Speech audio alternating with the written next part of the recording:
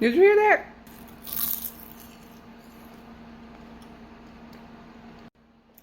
What's up, y'all? It's your girl Kayla. Welcome back to my channel, and if you're new here, welcome. So today I'm going to be showing you how to make kale chips. I know y'all probably like, girl, why?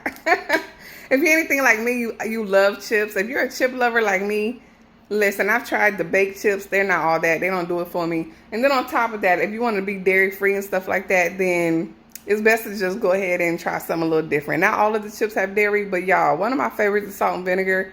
And I could have sworn the last time I had them, it's been so long I don't remember. The last time I had them, I think I looked at the back and I think it said it includes dairy. If it didn't say it includes dairy, then it was probably processed at a facility that, I don't know, y'all. Don't quote me on it. But, and I believe, if I remember correctly, they had dairy. And I was like, why? Why does it have dairy in it? But anyways, y'all, so I'm a chip lover. I love to eat chips. It's one of my favorite snacks. But I also noticed they used to have kale chips, or I've seen kale chips in the store. I've never bought them. I've never tried them just because they have extra additives and stuff like that. So I decided I had a bag of kale I need to use. Let me go ahead and make some kale chips. I made them last week, actually. So I made some kale chips last week for the first time. And they were surprisingly good. I was very surprised. So you know what, y'all? I have a bag of kale I need to use. And I decided to just pick up and show y'all how to do it, just in case you're interested. I'm telling y'all, I know some people don't like kale because it can be kind of dense and heavy. But I'm telling y'all, the chips, for some reason, they thin out. They're not dense at all. Very light, very airy. Almost like you put it in an air fryer or something. I don't know. And I'm baking it in the oven. But y'all, I'm telling y'all, it's light, it's airy, it's guilt-free. You know it's just kale. It's a whole ingredient. It's just kale, and you can literally season it however you want to. So if you find that interesting, you want to try out something different, you got a bag of kale, you're trying to figure out what to use, you really want some chips, but you don't want, you could always make homemade potato chips with a fresh potato if you want to do that. But if you really want to go that extra mile and keep it more on the healthy side, but you still want that crunchiness or the saltiness if you add salt to it, then I got you. I got you on the kale chips. Figure out why you like potato chips. Is it because of the potato, or is it because of the crunchiness and the flavor?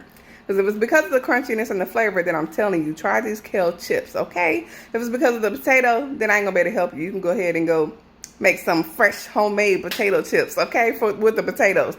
But today I'm gonna be showing you how to make these kale chips. I promise y'all, it's super easy, super light, guilt-free, a whole ingredient, and you can season it however you want to. So if that sounds good to you, for my chip lovers out there, they just want something crunchy but don't want the guilt, don't want the potatoes because you eat too many carbs as it is. Come on, let's go. You already know the first ingredient, so go ahead and grab you some kale. And then we're going to go ahead and wash it off. Yes, my bag said that it was triple washed, but y'all know people be taking shortcuts these days, so I don't trust it. I want to make sure my produce is clean. I don't want to take no chances. So I'm going to fill a bowl up with some water, add a little bit of baking soda, and add a little bit of white vinegar. Now, sometimes I don't use baking soda. Sometimes I don't even use white vinegar. Sometimes I'll just use like apple cider vinegar. Just whatever I'm feeling for the day, whatever I have on hand. But yeah, we're going to make sure this is clean. And I let it sit for at least 15 minutes. Sometimes longer depending on what I'm doing. But we're going to let it sit for about 15 minutes. And then we're going to rinse it off and drain it.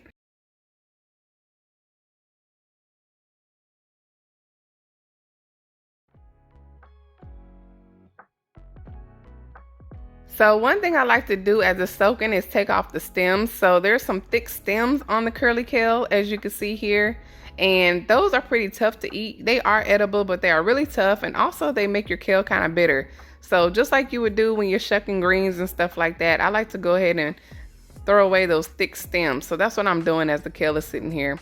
You don't have to do this if you don't want to, but it definitely makes it a more enjoyable experience when you're eating and you don't have to worry about biting into some tough kale stems. So it's been about 15 minutes, so I'm going to go ahead and drain the kale.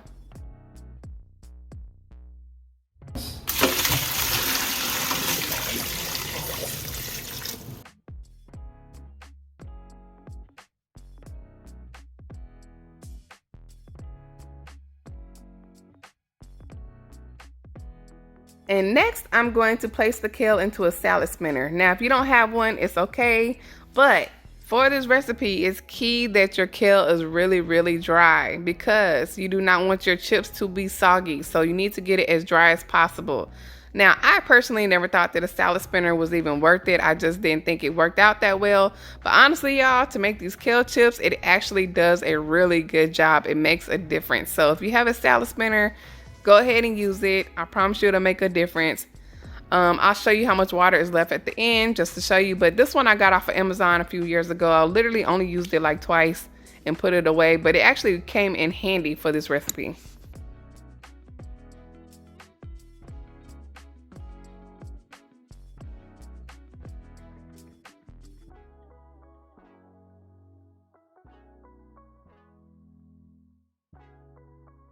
So in case you haven't seen one before, it does not get all the water off, but this is how much water that came up off the kale. So that's a pretty good amount.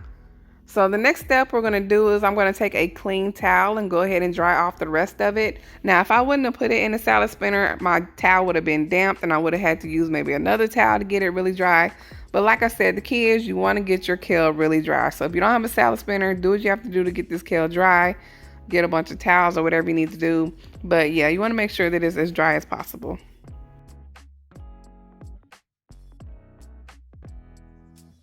So the first batch of kale is dry, so I'm going to go ahead and dump it into a large bowl. As you can see in the background, I have my second batch going in the salad spinner. We'll get to that after we work with this first one. But I'm going to go ahead and pop on some gloves so we can go ahead and get into it.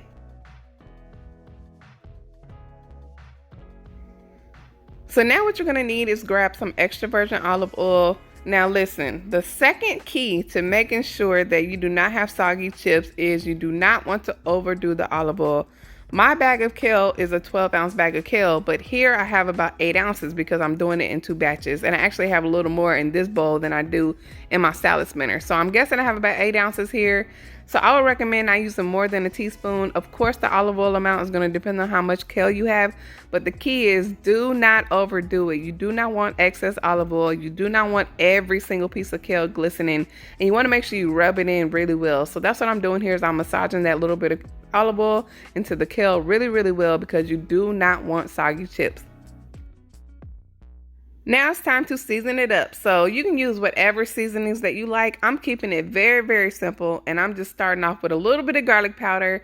Y'all, I love garlic, so got to go ahead and throw that on there. And then I'm going to go ahead and add a little bit of Cajun seasoning. And that's it. That's it for me, y'all. That's all I'm going to do. But feel free to get creative and do what you want to do.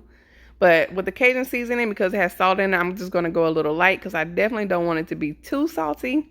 So I'm just going to take it light to be on the safe side. You can always add a little more salt, but you can't take it away. So yeah, y'all, that's it for me. Garlic powder and Cajun. Now you're going to grab a large cookie sheet lined with aluminum foil and you're going to dump your kale on there. You want to make sure you spread the kale out as much as possible. The third tip to making sure you have extra crispy chips is to make sure you do not overcrowd it. And you want to make sure the kale is not sitting on top of each other and that it's spread out as best as possible. Now mine is not a good example because I did overcrowd my pan because I did not want to do more than 2 batches. I only have 2 cookie sheets, so that was all I wanted to work with. I didn't want to do more than that. So y'all don't do what I did, but you want to spread it out as much as possible, which I did. I did spread it out as best as I could, but you do see some overlap. And then you're going to go ahead and put your oven on 300 degrees and bake it for 12 minutes. And then I'm just going to go ahead, grab me a fresh new towel and go ahead and do the same thing with the second batch.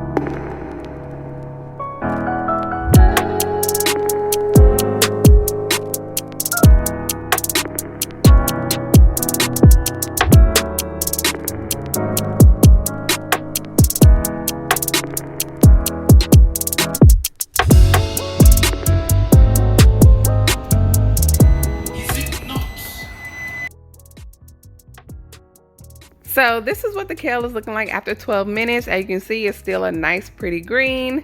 And the second batch I put in about 2 minutes after the first one, just in case you were wondering. So yeah, so now the 12 minutes is up. I'm just gonna go ahead and increase the heat to 325 degrees Fahrenheit, and we're gonna cook it for 7 minutes. This is gonna help it get nice and crispy. The reason why I did not wanna cook it on 325 degrees Fahrenheit the entire time is because I do not want it to overcook and burn. So I start off on 300 degrees and then I increase it to 325 degrees Fahrenheit. But it just depends on your stove. So now the last 7 minutes is up, and as y'all can see, there is a complete difference. It is now darker green. You see some of the nice brown crispy marks, and y'all, this is exactly what I was looking for. It is done.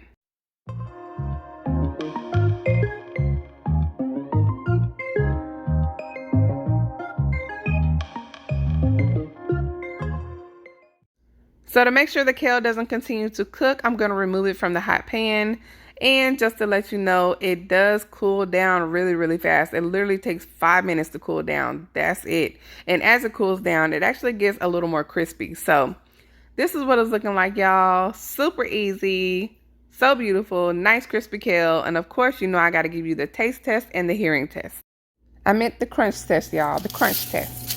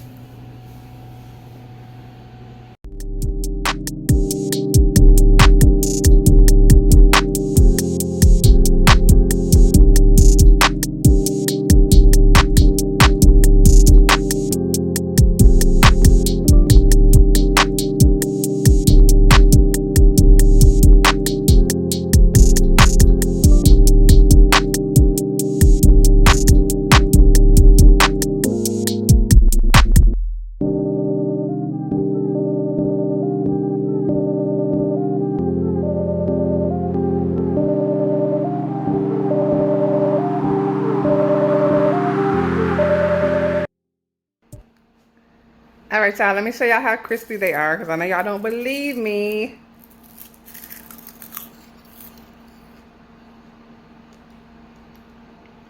Did you hear that? I hope you can hear it on my camera. Let's do this again.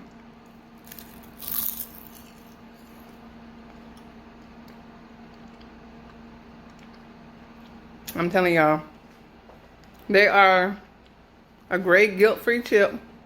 Very crispy. Salty, not as salty depending on how much salt you put. Flavored with whatever you put it on.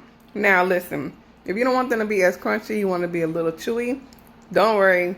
You can save them, you can store them in an airtight container, glass container. Store them in a glass container. If you don't want to eat them all today, you can store them. But let me give you a warning, because I stored mine the first time I made them, when I made them last week. And they did last a good 4 days, but 3 to 4 days. But they do get chewy over time, so they're not as crispy as they are today. They still have some crisp to them, but they have a little more chew to them. So if you don't care about that, you can store them. These are so light, you will not get full off of these things. So if you want to eat them all today, I would recommend. They're the best on the same day. They're best on day one.